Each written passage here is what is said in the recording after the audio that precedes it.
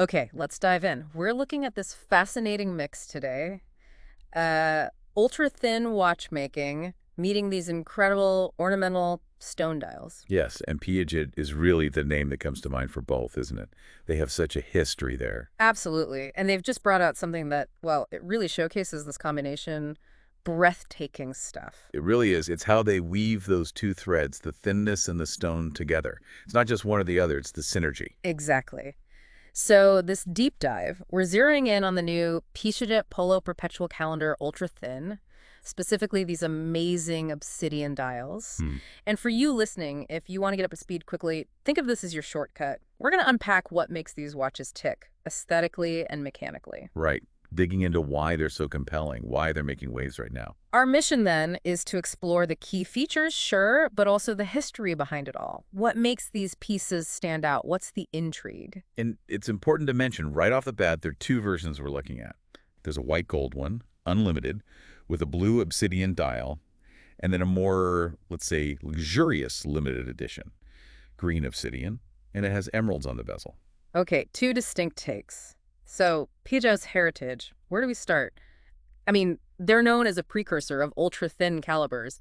That's foundational for them. It really is. They were setting records decades ago. And that focus on thinness wasn't just, a technical challenge. No. Well, it opened up design possibilities, Yeah. more elegance, different shapes, and that sort of led naturally into exploring things like ornamental stone dials later on. Ah, okay. And the sources mentioned they were pioneers there, too. Pioneer of ornamental stone dials in the early 1960s. That's quite early. Way ahead of the curve. Mhm. This trend we see now. They were doing it back then. Then you jump to 79 and you get the original polo. Oh, the gold one. Iconic, with those gadroons, that ribbed pattern. Exactly, flowing right from the case into the bracelet. Such a distinct look.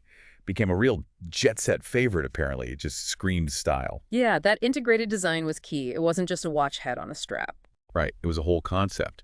And that popularity shows their connection to, well, a certain kind of discerning crowd. So fast forward a bit, 2016, they bring out the Polo S. The steel sports watch. Right, a bit of a shift maybe, but it kept the Polo name in the game, and it's become the base for lots of different models since then. It showed they could adapt, bring that design language into a more contemporary space. And it set the stage for adding complications like this new perpetual calendar. Which brings us to the stone dials again. It feels like they're having a real moment now, doesn't it? Meteorite, lapis, jade. Definitely. I think there's a real desire for things that feel unique, authentic. And each stone dial is unique, that texture, that depth. It's something else. And Piaget was right there at the start. You mentioned the 60s. Yes, 1963. They had this collection with vibrant colored hard stone dials paired with gold cuff bracelets, apparently. Very bold. The source links it to the whole nonconformist psychedelic groove of the 1960s. You can picture it, can't you? Absolutely. It wasn't just about telling time. It was part of the art scene, the culture. And you still see that connection, like with the recent Andy Warhol pieces they highlighted. That link to art and influential people persists. Makes sense. So this perpetual calendar complication in the Polo, it wasn't brand new last year, was it? Introduced in 2023, according to our source. That's right. So this Obsidian version builds on that. They already had time and date, chronos, even skeletons in the Polo line. This adds another layer. And it's a proper QP, right? Quantium Perpetua. With a moon phase display, too. Handled leap years and everything. Exactly. Adding a QP really lifts the Polo into, well, a higher category of watchmaking. It's a serious complication for this collection. And the engine driving it all, typically Piaget, it's ultra thin. The Calibre 1255P, how thin are we talking? Just 4 millimeters thick. 4 millimeters, that's tiny for a perpetual calendar movement. It's pretty incredible. And that thinness is what allows the watch itself to have such a slim profile on the wrist. Yeah. It really matters for wearability. And this 1255P, it has history itself, doesn't it? It's not out of nowhere. No, not at all. It's based on the ultra-thin 1200p caliber of 2010. Okay. And that movement, the 1200p, was seen as the successor to Piaget's really famous 12p automatic from 1960, which was the thinnest automatic in the world back in its day. Wow. So you've got this direct line, this evolution of ultra-thin innovation going back over 60 years. Precisely. It shows this consistent push. The 12p was revolutionary. The 1255p carries that torch, but with modern tech. Okay, let's get back to the main event, these Obsidian dials. The source says they create a mysterious organic background shimmering with patches of iridescence. That sounds beautiful. It really is. It captures that natural, almost unpredictable quality. It's not just a flat color. There's depth, movement. And Piaget knows how to handle these materials, right? Their long-standing experience in stone dials must be crucial. Absolutely. Working with stone, especially slicing it this thin for a dial, it's incredibly challenging. You need real expertise. So obsidian itself, it's volcanic glass, basically. Yeah, formed when lava cools really, really quickly. That's what gives it that glassy look. Right. But what about the shimmer, the iridescence? Ah, that's the magic. It comes from tiny trapped drops of mineral-rich sulfide liquid. They get caught as the glass solidifies fast. It creates these unique patterns, like oil on water almost. And crucially, this means... It means no two stones, and therefore no two dials, are ever alike. Each one is genuinely unique. That's a huge selling point, I imagine. A one-of-a-kind piece of nature on your wrist. Definitely. In a world of mass production, that individuality is really appealing to people. Okay, let's break down the two models. The green obsidian first, the limited edition. It's described as more flamboyant. Well, yeah. It's got those 56 bright green claw-set emeralds around the bezel. That's pretty bold. Emeralds feel very Piaget, too. They do, and they mention the emeralds are actually different sizes to perfectly follow that rounded square shape of the bezel. Nice detail. Very meticulous. And they carried the green through elsewhere. Yes. Green inserts in the applied indices and open-worked hour and minute hands. It ties it all together visually, the dial, the hands, the emeralds. Very cohesive. Creates a really harmonious look, I bet. Totally. It's a well-thought-out design. Then there's the blue obsidian unlimited edition, described as slightly more subtle. The big difference is no gems on the bezel. Right. So your eye goes straight to that deep blue obsidian.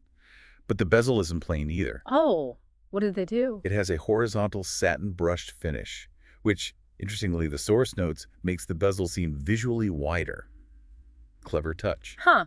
Different textures playing together, Yeah. but fundamentally the cases are similar otherwise. Yeah, both share the vertical brushed flanks framed by brightly polished bevels, and that signature 42mm cushion-shaped case in 18K white gold.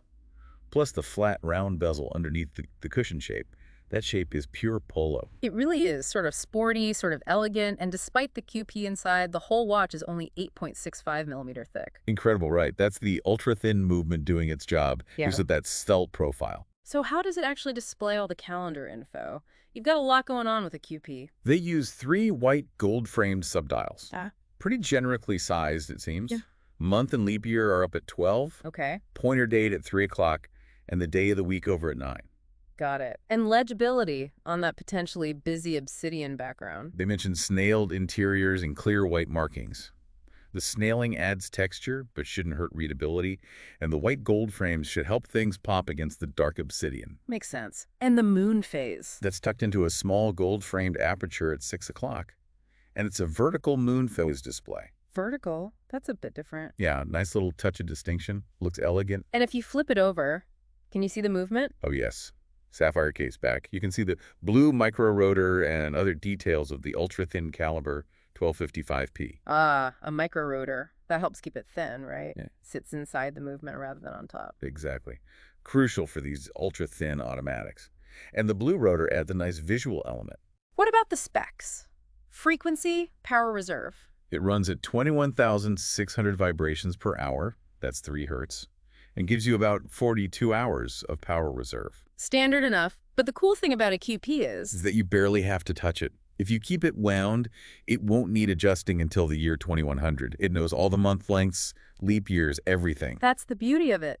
Set it and, well, almost forget it for decades. Pretty much. And the straps, what do they come on? Both come on matching rubber straps, but they have embossed gadroons on them. Ah, another nod back to the original polo design. Sporty, but still connected to the heritage. Exactly. Probably comfortable too. Okay, and just to recap availability, the green one is super limited. Yeah, Obsidian Green model is a limited edition of 18 individually numbered pieces.